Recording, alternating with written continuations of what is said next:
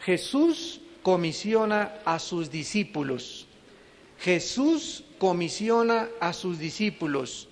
Evangelio de Lucas, capítulo 9, versículos del 1 al 9.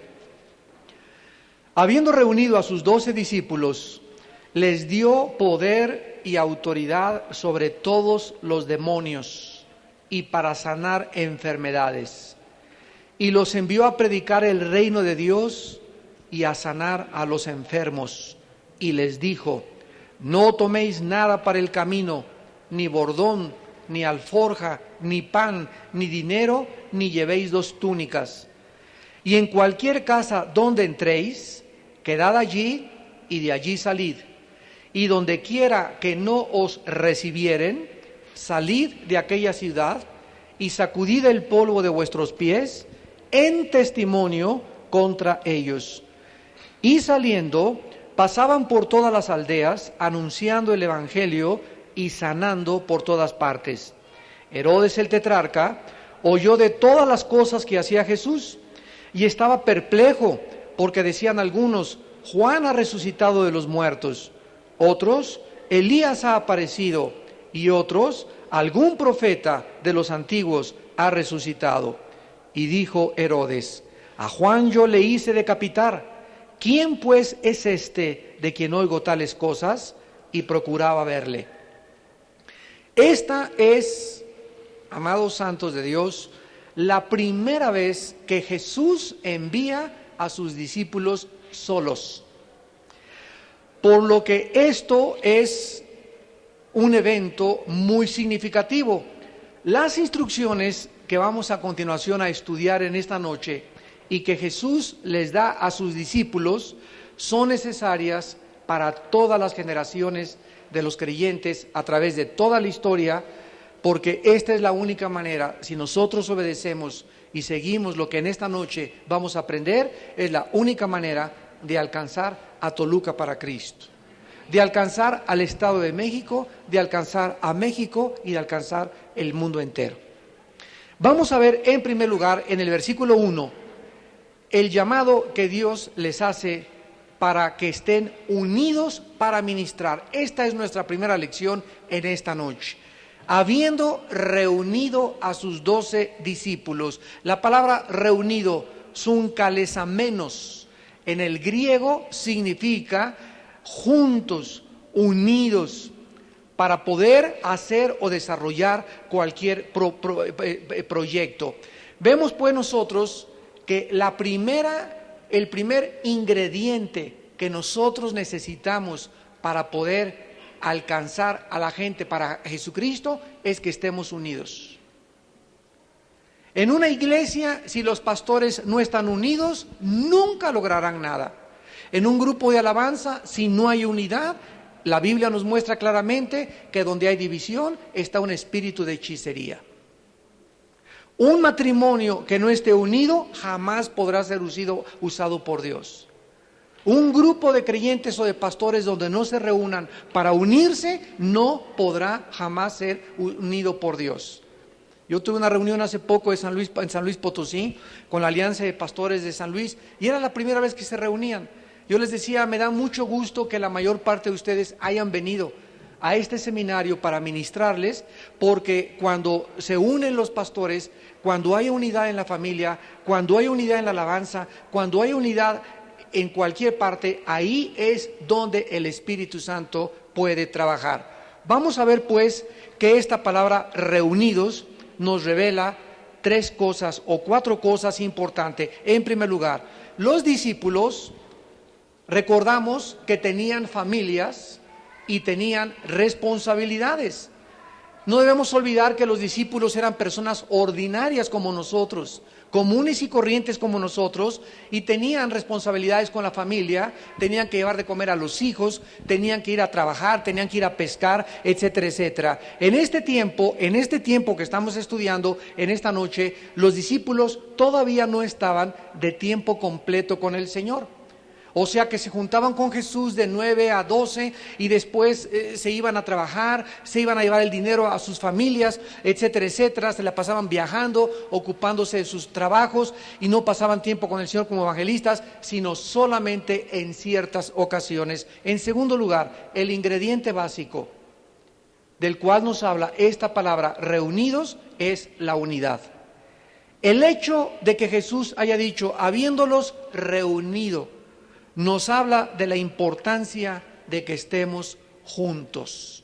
Veamos, por ejemplo, en Juan capítulo 13, el Evangelio de Juan capítulo 13, versículos 33 al 34, el énfasis de Jesús entre nosotros. Dice Juan 13, 33 y 34, hijitos, aún estaré con vosotros un poco, me buscaréis, pero como os dije a los judíos, así os digo ahora a vosotros, a donde yo voy, vosotros no podéis ir.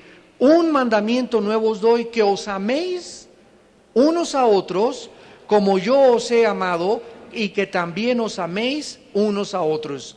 En Juan 17, denle la vuelta al capítulo 17, versículo 21, Jesús le ora a su Padre y le pide lo siguiente: para que todos sean uno, como tú, oh Padre, en mí y yo en ti, que también ellos sean uno en nosotros, para que el mundo crea que tú me enviaste.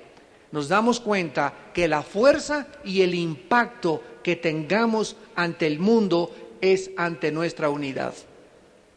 Y cuando realizamos y concluimos que debemos de trabajar juntos y que Dios no usa estrellas aisladas, sino que Dios usa equipos de personas donde todos estamos bajo la misma visión. Precisamente la palabra división habla de dos visiones. División es dos visiones, y cuando hay dos visiones hay división. Entonces, si no tenemos la misma visión para alcanzar al mundo, alguien sale con otra supuesta visión que Dios me ha dado y crea una división. Una de las cosas que yo le quiero dar gracias a Dios es que ahorita, por ejemplo, en Vida Nueva para el Mundo somos 11 pastores de tiempo completo y tenemos una unidad entre nosotros increíble. Entre nosotros no hay celos, no hay competencia de que uno predica mejor, el otro no predica mejor, sino que todos tenemos dones diferentes. Dios me usó a mí para fundar esta organización, pero yo le digo, verdad, a todos, y mi esposa que está aquí esta noche lo puede comprobar. Nosotros, y les digo a mis pastores, si ustedes no estuvieran con nosotros, yo no hubiera nunca hecho nada. Así que no es mi labor ni es lo que hemos alcanzado de que estemos ahorita en 54 países en el mundo a través de la televisión y que hayamos ganado millones de almas. Si nosotros no tuviéramos un equipo unido de hombres leales y de hombres fieles con la misma visión, jamás hubiéramos podido alcanzar ni lo que vamos a lograr si no es a través de nuestra unidad. Y esto es lo primero que tenemos nosotros que compartirles a nuestros líderes, que no estamos trabajando ni compitiendo unos contra otros, sino que estamos trabajando todos para un mismo reino. Es el reino de Dios, y a unos Dios puso de cabeza, a otros los puso de apóstoles, otros profetas, otros evangelistas, y cada uno de nosotros debe de reconocer la posición de autoridad donde Dios nos ha colocado para que podamos funcionar.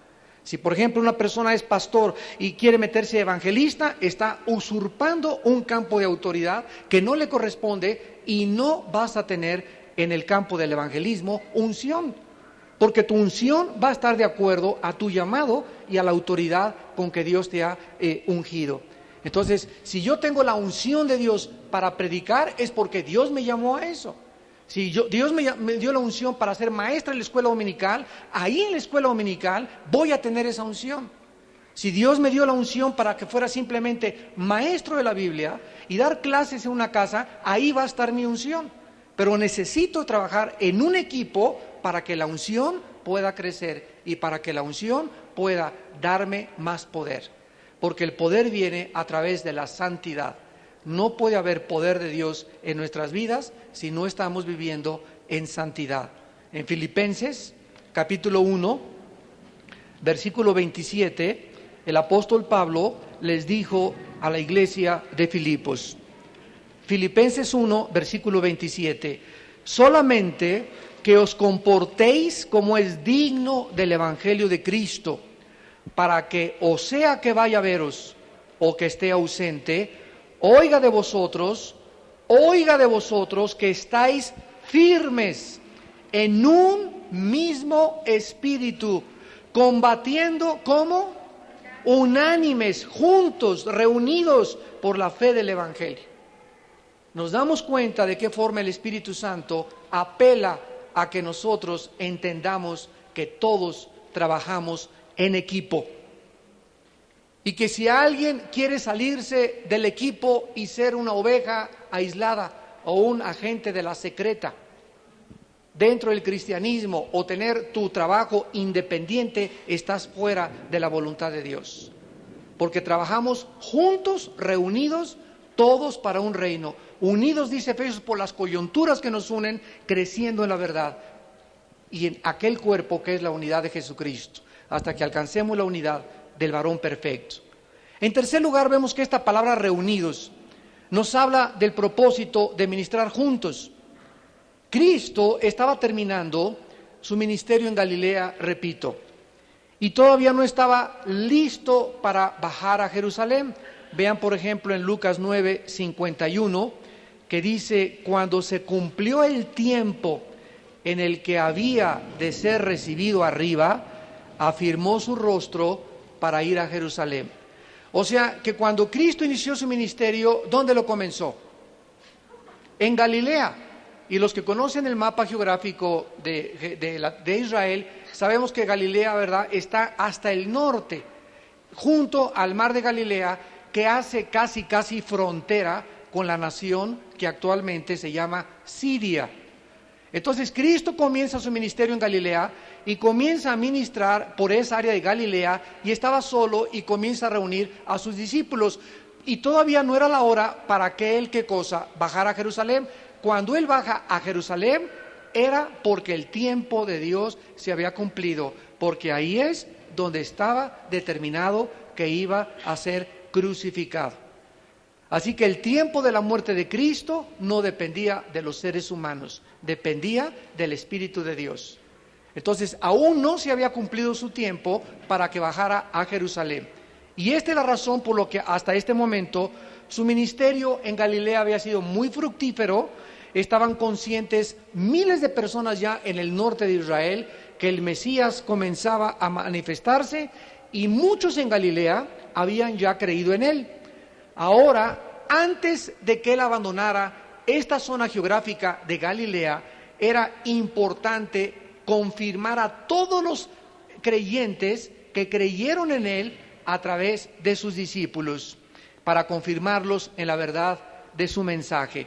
Y en cuarto lugar, vemos que esta palabra reunidos nos habla de que el llamado de Jesús, cuando los reúne, era con un propósito importantísimo.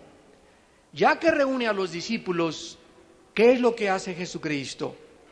Les da poder y autoridad. Vean estas dos palabras que vamos a explicar a continuación. Sin este poder y sin esta autoridad, no podemos hacer la obra en el reino de Dios. Este poder no me lo da el seminario teológico donde estudié. Este poder y autoridad no me lo dan mis pastores. Este poder y autoridad no me lo da ningún partido político, ni ninguna iglesia, ni ningún hombre, ni ninguna organización, ni el ejército, ni el gobierno. Este poder y esta autoridad vienen directamente del cielo. Y nosotros no podemos hacer la obra de Dios sin este poder y sin esta autoridad.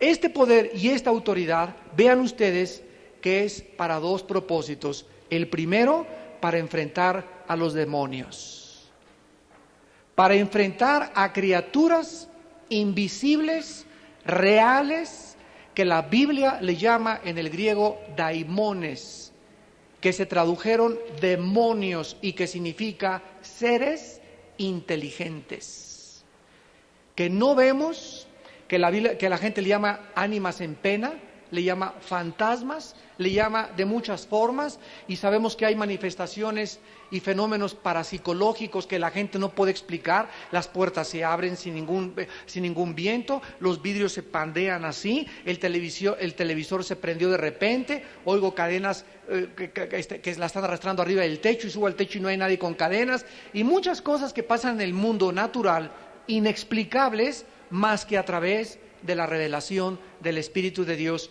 en la Biblia. Este poder sobre los demonios es un poder que ellos tienen fiero, cruel, fuerte, poderoso y esclavizador. La Biblia revela que estas criaturas invisibles mantienen a la humanidad total bajo la esclavitud, sin que los seres humanos sepan que son esclavos del reino de Satanás. Y solamente bástate ver a la gente a tu alrededor. Tú le preguntas a una persona, ¿por qué fumas? Y le dices, ¿tú sabías que el humo del cigarro te amuela las encías, los dientes, la lengua, la laringe, el esófago, la tráquea, los pulmones, los alvéolos, el hígado, todo, y que además vas camino a morirte más rápido y le estás clavando con cada cigarro un clavo a tu ataúd y te vas a morir algún día de cáncer o de alguna embolia o cualquier cosa? Y te contesta, sí, sí lo sé. Y entonces, ¿por qué eres tan menso de seguir fumando? Y te va a contestar, porque no puedo dejarlo. O sea que hay una fuerza dentro del ser humano que, aunque la razón me dice aquí, estoy mal en lo que estoy haciendo, lo sigo haciendo. ¿Cómo se llama esto? Se llama ser autodestructivo. ¿Cómo es posible que los seres humanos, conociendo lo que nos hace daño, lo hagamos? ¿Qué es esa fuerza interna dentro de nosotros que nos arrastra, como dice Romanos 7, esclavos al pecado? Dice Romanos 7, el mal que no quiero hacer, ese hago. Y el bien que quiero hacer, no lo hago. Queriendo yo hacer el bien, descubro que hay una ley en mi interior que me lleva cautivo, que me esclaviza, y que aunque yo quiera salirme, me doy cuenta que no puedo. Y todavía más miserables son las personas, amigos de nosotros, hijos de nosotros, familiares de nosotros, que han caído en las garras de las drogas. Y ve tú, si a una persona le es difícil dejar el cigarro, le es más difícil dejar la marihuana, le es más difícil dejar la cocaína, y le es 1000 veces más difícil dejar la heroína o el alcohol. Entonces nos damos cuenta que cuando comienzas a fumar un cigarro de droga o un pase de cocaína, no sabes en la que te has metido, porque nunca serías un esclavo del vicio si nunca lo hubieras probado. Pero todo comienza por probarlo. Y después queremos dejar eso y darnos cuenta que hemos sido entrampados y hemos caído en las garras de los poderes de las tinieblas. Dios a nosotros, amados santos, nos ha dado un poder para luchar contra esos poderes de las tinieblas. Porque no tenemos lucha entre nosotros con carne y sangre, sino tenemos lucha con criaturas que no tienen cuerpos. Con criaturas invisibles que la Biblia llama demonios, que están detrás de tu suegra, de tu tío, de tu tía, de tu cuñado, de tu papá, de tu mamá, de tus parientes, de tus amistades, de tu jefe en tu trabajo, con el propósito de robarnos a nosotros la fe e impedir que hagamos la obra de Dios. Esa es nuestra lucha contra esas fuerzas invisibles. Ahora, estamos en desventaja, totalmente, porque no vemos nada, no alcanzamos a verlos, son invisibles ellos, entonces nos ganan. Entonces, ¿qué necesitamos para poder pelear contra seres invisibles? ¿A He-Man? ¿A Batman? No, ¿verdad? Necesitamos el poder de Dios. Entonces, Dios los ve y Dios nos manda a nosotros simplemente que nos sometamos a Él y ellos huirán de nosotros. Santiago capítulo 4. Someteos a Dios y el diablo huirá de ti. Si nos sometemos y somos obedientes a las instrucciones de Jesucristo, el diablo no tiene parte en nosotros. Si en mi casa yo no tengo pornografía, si en mi casa yo no veo pornografía en la televisión y traigo videos, si en mi casa no meto alcohol, si en mi casa hay limpieza, si en mi casa hay santidad, si en mi casa oro con mi esposa y oramos por nuestros hijos, y en mi casa hay obediencia a Dios, los demonios no tienen una puerta donde meterse a mi casa, porque ellos necesitan forzosamente un agujero donde meterse. Y nosotros les abrimos esas puertas porque ellos actúan solo basados en derechos legales. Veamos, por ejemplo, en Hechos capítulo 10, de qué forma este poder que Dios nos da sobre todo poder de Satanás, no importa qué tan fiero sea el poder de Satanás, ni tan cruel, ni tan fuerte, ni tan poderoso o esclavizador, este poder que tenemos nosotros es más grande, porque mayor es el que está dentro de nosotros que el que está en el mundo. Dice Hechos 10, versículo 38. Cómo Dios ungió. ¿Ven ustedes? Cristo nunca actuó solo, y escúchame con mucha atención. Cristo no tenía poder de Él mismo cuando bajó al mundo y se sometió al Padre. El poder de Cristo para sacar demonios, el poder de Cristo para sanar, el poder de Cristo para predicar no era suyo, era del Espíritu de Dios. Él decía, por el Espíritu de Dios yo saco los demonios. Yo no hago nada sin que antes vea al Padre hacer las obras. Cuando Cristo sanaba, era el Padre el que estaba sanando. Cuando Cristo echaba un demonio, era el Padre el que estaba utilizando a Cristo como su instrumento. Él vino a someterse totalmente bajo la autoridad y la dirección de su Padre. Cristo tuvo que ser, ¿qué cosa? Ungido. A Cristo se le dio ese poder que tú y yo tenemos. ¿Cómo Dios ungió? ¿Quién lo ungió? El Padre. ¿Con qué lo ungió? Con el Espíritu Santo. Y cómo desde luego que con esta unción, anduvo haciendo bienes y sanando a todos los oprimidos por el diablo.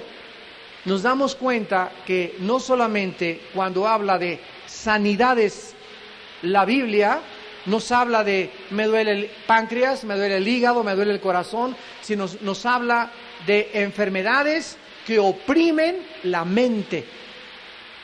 Y estamos hablando de depresiones, angustia, lo que la psicología clasifica como manías depresivas, esquizofrenias, mentes divididas, personas psicóticas, personas que creen que el psicólogo las puede ayudar o el psiquiatra las puede ayudar, y no es más que opresiones del diablo que tú has permitido tener en tu vida por no vivir en obediencia a Dios. En Colosenses 1, versículos 13 y 14, Colosenses capítulo 1, versículo 13 y 14, dice el apóstol Pablo a esta iglesia, el cual nos ha librado de la potestad de las tinieblas y trasladado al reino de su amado Hijo. Nos damos cuenta aquí que ¿quién es el que entró para librarnos? Dios. Y cuando la Biblia dice potestad de las tinieblas, está hablando de un poder, de un reino, de una dimensión, de algo real. Cuando la Biblia dice que hay un poder satánico, nos está hablando que hay algo que es real y que se opone al poder de Dios. Y que el ser humano, al estar en el poder, ¿cómo se le llama aquí? De las tinieblas. ¿Qué son las tinieblas? Imagínate una persona en un cuarto oscuro, no puede ver, no sabe quién es, no sabe caminar, va a tropezar en todo, ni tampoco va a poder dirigirse ni saber a dónde se dirige.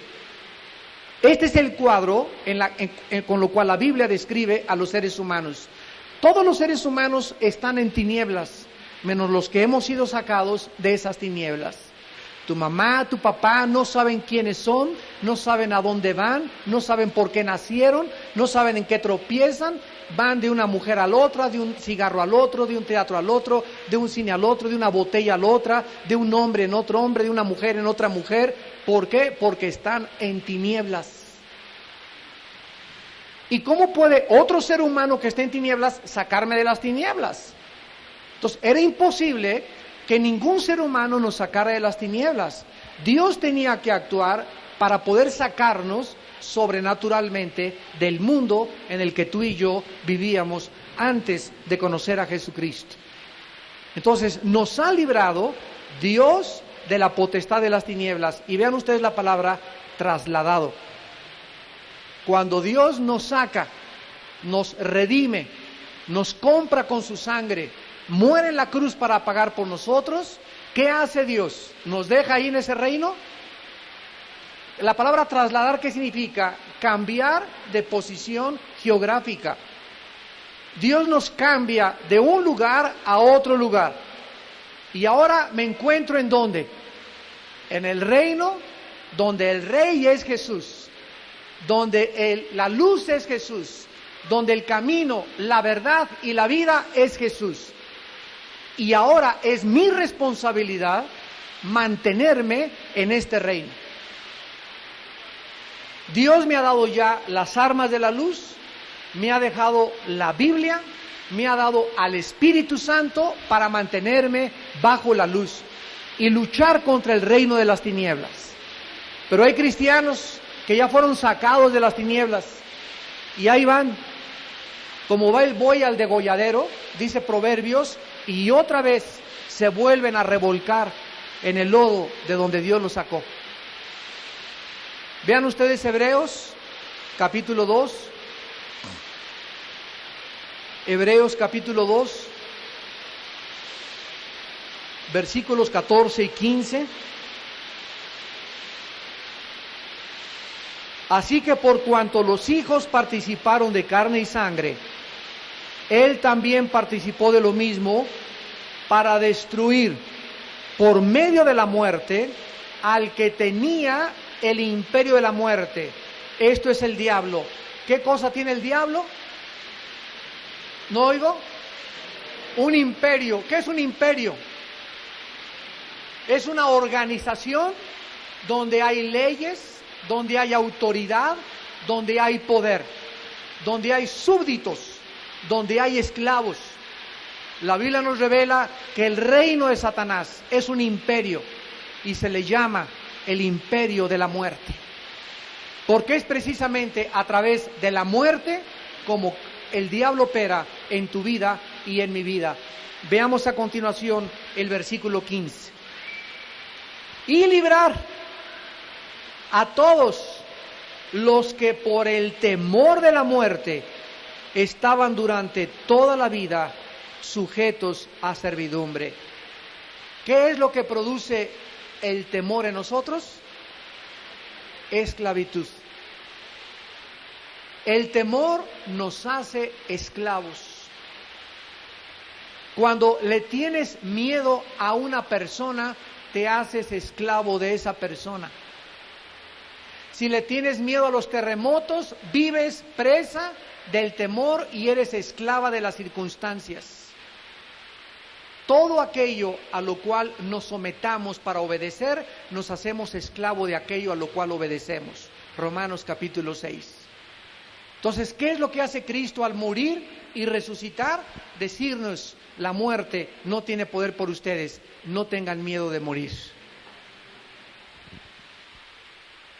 No tengan miedo de morir.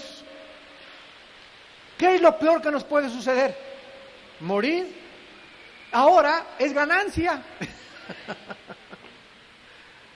En Filipenses 1 Pablo lo dijo. Alguien me preguntó, dice Pablo, que yo qué debería escoger, si morir o irme al cielo con Jesús. Digo, vivir o irme al cielo. Y Pablo contestó, no sabría qué contestar. Si para mí el vivir es Cristo y yo sigo vivo porque sigo conociendo a Dios y hablando de Cristo, quiero vivir, pero si muero es ganancia para mí. Quiero preguntarte, ¿tú sabes cuántos días, horas o segundos o meses te quedan de vida? Nosotros acabamos de perder, se acaba de morir mi nieto. El sábado pasado tuvo un accidente de 14 años, mi primer nieto se murió, el hijo de mi hija Andrea, allá en Cuernavaca. Y lo enterramos este domingo. Y cuando estábamos ahí en la funeraria, mi esposa y yo con toda la familia y los hermanos que nos acompañaron, volvimos otra vez a darnos cuenta, al ver el cadáver de mi nieto de 14 años, que la muerte no respeta edades. Se mueren recién nacidos, se mueren de 2 años, se mueren de 5, de 10, de 15, de 20, de 30, de 60, 70, 80 y otros pasan hasta los 100 años, ¿verdad? Pero ¿sabes una cosa? Ni tú ni yo sabemos cuándo vamos a morir. Y la única razón, ¿sabes tú que por la que vives, ese es Cristo? No es para trabajar, pues tienes que vivir de algo, ¿verdad? Pero si tu trabajo es tu prioridad, es tu ídolo, entonces tu trabajo, todo aquello que ocupe tu prioridad en tu vida, se convierte en tu ídolo. Y si tú no entiendes que la única razón por la cual estamos vivos en esta noche es porque Dios te está dando chance a que le conozcas más profundamente y a que Él te siga usando, entonces no sabes tu razón por la cual vives. Y cuando tú pierdas esta visión en tu vida de que ya no vives para Cristo, Dios entonces reduce tus años de vida. Regresamos a Lucas. Y vemos, para terminar, que este poder y esta autoridad es muy importante. En primer lugar, la palabra poder es dunamis y autoridad es exousia. El poder de Dios es un don que Dios nos da, un regalo para que podamos llevar a cabo nuestra misión, porque nosotros no tenemos naturalmente este poder. Métetelo en tu cabecita.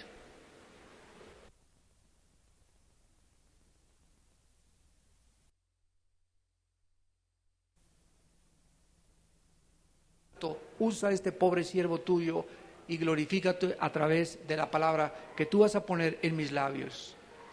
Pero necesito estar seguro de una cosa, de que el poder de Dios está sobre mi vida. Porque si no serían palabras huecas, palabras que llegarían solamente al intelecto, pero no sería el poder de Dios para cambiar tu vida ni transformar tu alma. Y las palabras Jesús dijo que yo hablo son palabras que son espíritu y que son vida. Esa es la diferencia entre un buen orador y una persona que tiene la unción del Espíritu Santo. Dios no quiere campeones de oratoria. Dios no quiere personas con habilidades naturales. Dios quiere personas quebrantadas y contritas para demostrar a través de ellas su poder. No el poder de nosotros, sino es el poder de Dios. Y la autoridad es el derecho, apúntalo, para ministrar en el nombre de Dios. Ustedes han visto cuando a alguien se le entrega una carta poder. En ese momento, la palabra poder habla de que esa persona no tiene un poder inherente, no es un poder propio. Yo le firmo una carta poder a una persona para que me represente y el poder que esa persona tiene es un poder delegado de mí hacia él. Y además ese poder le da, ¿qué cosa? Autoridad para firmar en mi nombre, para recibir documentos en mi nombre. Entonces Dios no solamente nos da y nos delega un poder, sino que también nos da la autoridad de usar ese poder. Y esta autoridad es contra los demonios del infierno. Porque no tenemos lucha, repito, contra sangre ni carne, sino contra potestades que tratan de abortar la misión de Dios. Vemos también nosotros en Lucas 9 que les envió a predicar el reino de Dios y a sanar a los enfermos.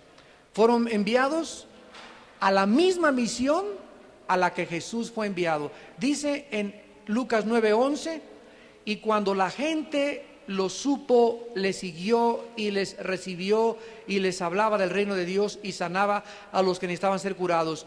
Lo mismo que Jesús tuvo.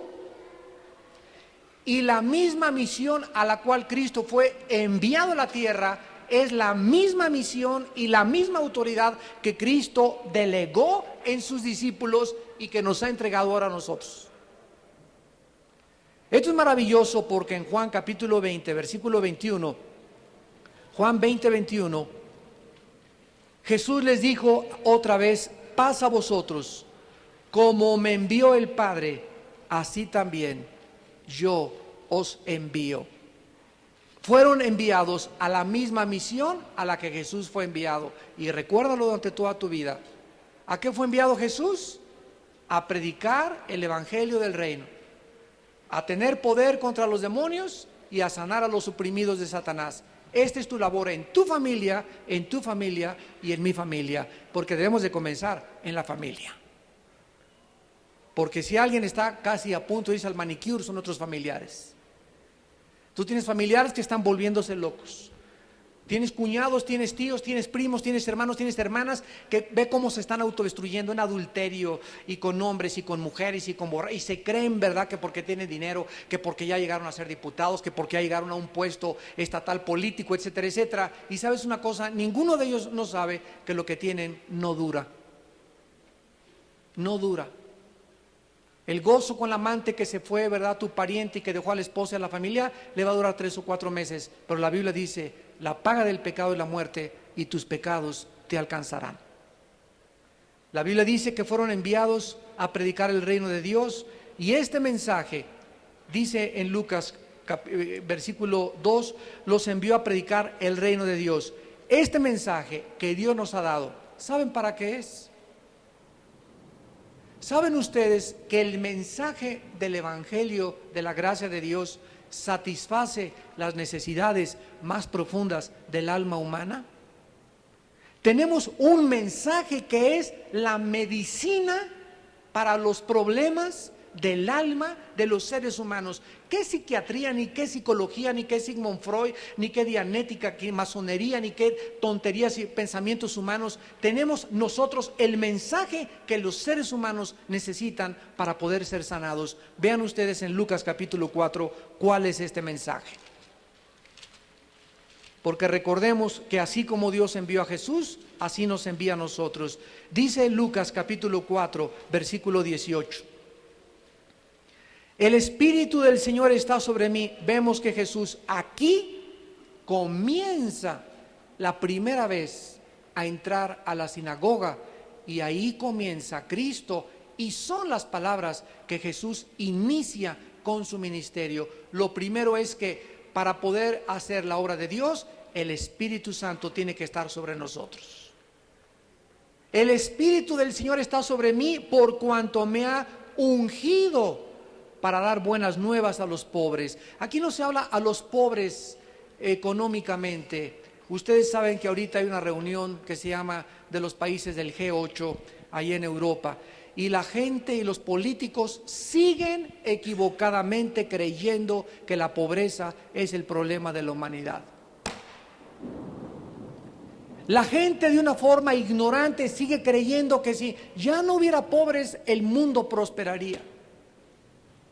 Que si ya no hubiera pobres y todos tuvieran su bochito, su departamento, su cuenta en el banco, ya no habría crímenes, ya no habría robos, ya no habría esas cosas. Y esta es la falsa filosofía de la ignorancia de los hombres al ignorar cuál es el problema fundamental, profundo del alma humana. Y el problema del ser humano no es pecado. No es la pobreza. El problema del ser humano no es la ignorancia, no es la falta de educación, no es la falta de vivir en un nivel mucho mejor. El problema del ser humano, la Biblia le llama pecado. Tú dale a un pobre de comer y una buena casa, y él seguirá siendo ladrón, seguirá siendo tranza. Ve los ricos qué es lo que hacen, ve los reyes qué es lo que hacen. ¿Qué acaso en la clase media social alta ya son buenos todos? Son los peores. Mientras más tiene el ser humano, más se ensoberbece y más desprecia a los demás y más se cree prepotente y arbitrario. Como dice un dicho: bájate un indito bajado del cerro a tamborazos de una sierra y dale una cachucha de policía y una macana, y lo transformas en un He-Man. Porque en el momento en que él sabe que tiene la autoridad, se transforman y abusan de esa autoridad. ¿Por qué? Porque es la naturaleza humana. Y nosotros debemos de comprender eso, que no es la pobreza el problema del ser humano, es el pecado. Jesús dijo: a los pobres siempre los tendréis entre ustedes. Dicen Proverbios: el rico y el pobre se encuentran, a ambos los hizo Dios. Entonces, ¿quiénes son estos pobres a los cuales Cristo está hablando en Lucas capítulo 4? Aquellos que son pobres en espíritu. Dice en Mateo 5: bienaventurados los pobres en espíritu. ¿Quiénes son estos pobres? Los que han reconocido su pobreza, su estado paupérrimo espiritual. Es cuando tú te das cuenta: Dios mío, soy rico, pero espiritualmente soy un limosnero. Oh Dios, ayúdame, ten misericordia de mí, pecador. Vino a darles buenas noticias a esas personas que han reconocido que no tienes nada delante de Dios, que no tenemos nada que ofrecerle a Dios, que somos unos limosneros y que si Dios va a tener misericordia de nosotros es por su gracia y por su misericordia. Esas son las buenas nuevas que Cristo nos envía a darnos a nosotros también. Me ha enviado a sanar a los quebrantados de corazón. ¿Cuánta gente dolida a tu alrededor y a mi alrededor?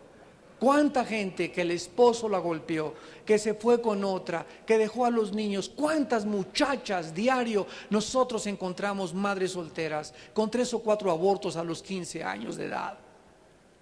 Hogares deshechos. Cuánta desgracia vemos en los tribunales de justicia, cuántos jueces ladrones, cuánta impunidad, cuánta soberbia en todos los lugares, en todos los ámbitos donde nos desarrollamos. Y toda esa gente que tú ves está lastimada, está quebrantada. Nosotros tenemos un mensaje para ellos. ¿Lo estás tú compartiendo en tu oficina? ¿Le estás compartiendo tú a tu enfermera, a tu secretaria, a tu maestro, a tu compañero, a tu amiga que acaba de abortar? ¿Qué buenas noticias le puede dar una muchacha que comienza en las drogas? A tu amigo que acaba de embarazar y que se jacta y que se ensoberbece porque embarazó a 5 estudiantes, amigas tuyas de tu salón. A las maestras de las escuelas, mírenlas cómo están, cómo está la educación de la escuela. Les decían que venimos del chango, que no se prohíbe predicar a Dios, que no hay ninguna cosa más que la evolución y el ateísmo. Toda la gente a nuestro alrededor está dolida y nosotros somos la luz del mundo. ¿Estás alumbrando? ¿Estás compartiendo estas buenas noticias? ¿Estás dando esta medicina a la gente? No, es que para mí el cristianismo, venir aquí el miércoles, sentarme, aleluya, aleluya, y me voy el domingo, caliento mi asiento, me voy, ni saludo a nadie, ni me interesa a nadie, y otra vez regreso aquí. Eso se llama ser religioso. El cristiano tiene una misión. El religioso cumple con algo que su iglesia le impone. El cristiano sigue el ejemplo y las pisadas de Jesús. Esa es la diferencia en la que tú puedes descubrir si eres cristiano o eres simplemente un religioso. Dice Cristo, a pregonar libertad a los cautivos y vista a los ciegos. La Biblia describe a la raza humana como en una cárcel, cautivos de sus vicios, cautivos de sus pecados, cautivos de sus pensamientos, cautivos de todas las cosas que lo esclavizan. A nosotros nos ha enviado a darles buenas noticias. A los ciegos, la gente está ciega a nuestro alrededor, no ven más allá de sus ojos. A pregonar, a poner en libertad a los oprimidos y a predicar el año agradable del Señor. Aquí hay un ministerio en nuestra iglesia que se llama de Tamar, que lleva a mi esposa, que están un grupo de mujeres reunidas con carga por las mujeres, por ayudar y no conformarse con solamente venir a la iglesia a engordar, sino ayudar a las mujeres que están sufriendo violencia intrafamiliar. Y en este grupo, la semana pasada, ¿saben ustedes qué descubrimos? Le habla una persona a mi esposo y le dice, fíjate que le hablé a mi hermana y no me contesta.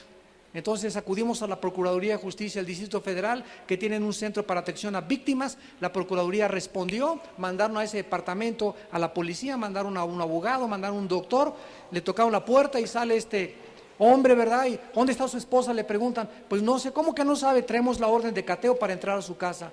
Pues entran a la casa y abren un cuarto y la tenía amarrada a la mujer desde hace una semana, durmiendo en su excremento.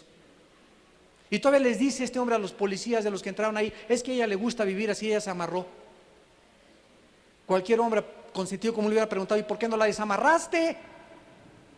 Cabeza de guacamole. ¿Y cuántas mujeres están así? A lo mejor en tu familia tú tienes casos así. Pero esto nos llena de satisfacción de que estamos tratando de ayudar a la gente. El mensaje de Cristo no es solamente limitado a estas 4 paredes de un edificio. Tenemos que salir afuera al mundo a ayudar a la gente, a proclamar este mensaje, a actuar, a visitar los orfanatorios, a visitar las cárceles, Santiaguito, a llevar la palabra de Dios a las presas, a los presos, a los hospitales, a los niños huérfanos, a los niños que están en tutelar para menores de edad, que están presos, que mataron a su mamá y a su papá. ¿Y qué haces tú? Vas al cine nada más, vas al boliche, vas a la pista, y esa es tu vida, una vida centrada en tus intereses y en tu egoísmo. Y ya basta, tenemos que actuar y tenemos que darnos cuenta que tenemos la eternidad delante de nosotros. Tenemos el tiempo contado y el tiempo se nos agota, y el tiempo que tenemos es para que vivamos para el Hijo de Dios. Oremos.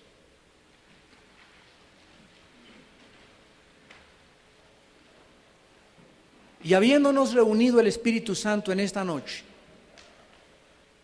nos dice el Señor que nos ha dado poder y autoridad sobre todos los demonios, para sanar a todos los oprimidos por Satanás, para poder darles un mensaje y llevarles la medicina a tanta gente enferma de su alma, con problemas de depresión, de temores, de ansiedad, de angustias.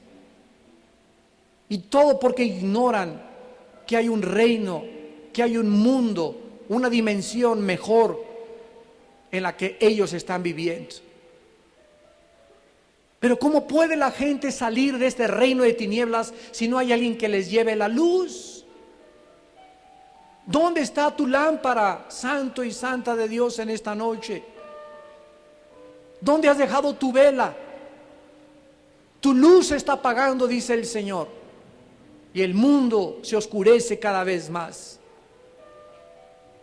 Una lámpara no se puede esconder debajo de una mesa, ni tampoco se esconde detrás de una montaña, sino que se pone arriba para que todos la vean. Así brille vuestra luz, dice el Señor, y así alumbre vuestra luz delante de los hombres, para que vean vuestras obras y glorifiquen a vuestro Padre. Oh Dios, haznos conscientes de esta misión que tenemos en la vida tan corta que nos has dado, de alumbrar, de vivir para ti, de no perder ninguna oportunidad de compartir tu palabra al mesero, al tamalero, al lechero, al tendero, a la secretaria, al chofer, a nuestros jefes de trabajo, porque para esto vivimos. El vivir para nosotros eres tú, Jesús. Si tú diste tu vida por nosotros, ¿qué estamos haciendo nosotros por ese mundo por el cual tú moriste y derramaste tu sangre? Te damos gracias, Padre, por la unción que nos has dado para hablar de ti, por el poder y la autoridad, y porque tenemos esta misión en el mundo por la cual debemos de vivir, de predicar a tiempo y fuera de tiempo, y no tener temor de ningún ser humano, porque ya vienen los tiempos cuando la gente se va a amontonar alrededor de maestros,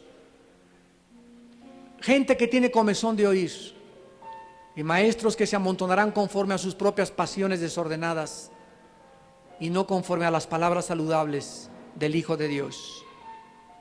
Padre, gracias te damos en esta noche, porque en esta noche tú vas a salvar las almas una vez más. Y así, con tu rostro inclinado, tal vez tú seas una persona que aún no tienes a Jesucristo como tu Salvador. Tal vez tú creas que fue un accidente que viniste esta noche, pero la Biblia dice que no es coincidencia que esta noche hayas venido. Dios quería hablarte a tu corazón, quería dirigir este mensaje a la profundidad de tu alma, quería tocar tu espíritu y quería hacer vivir tu espíritu a través de su palabra. Y tal vez tú en esta noche hayas venido porque vas a comenzar a caminar con Jesucristo. ¿Qué tengo que hacer?, me preguntarás, para que en esta noche yo pueda estar seguro, segura de que tengo a Cristo en mi vida y de que tengo la vida eterna y el perdón de mis pecados. La Biblia dice que en primer lugar te arrepientas de tus pecados, que reconozcas que has vivido equivocadamente delante de Dios, que has vivido centrado en tus intereses y en tu propia felicidad. Arrepentirse es darse la media vuelta y volverte a Dios con todo tu corazón.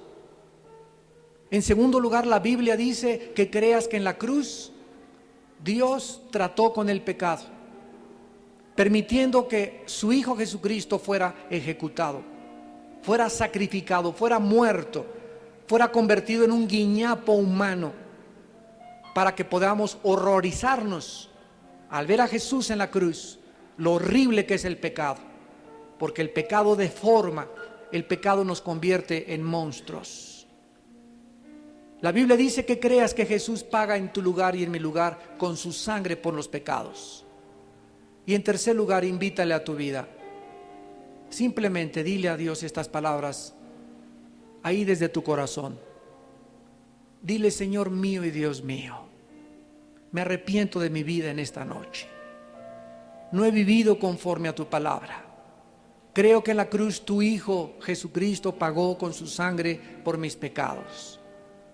Y como creo que venciste la muerte, Señor Jesús, y que resucitaste a los 3 días, te pido que entres a vivir en este instante a mi vida. Te abro la puerta de mi corazón para entregarte mi vida, Señor Jesús, y poder decirte mi Señor y mi Dios. Porque te lo pido y te doy las gracias en tu nombre precioso. Amén.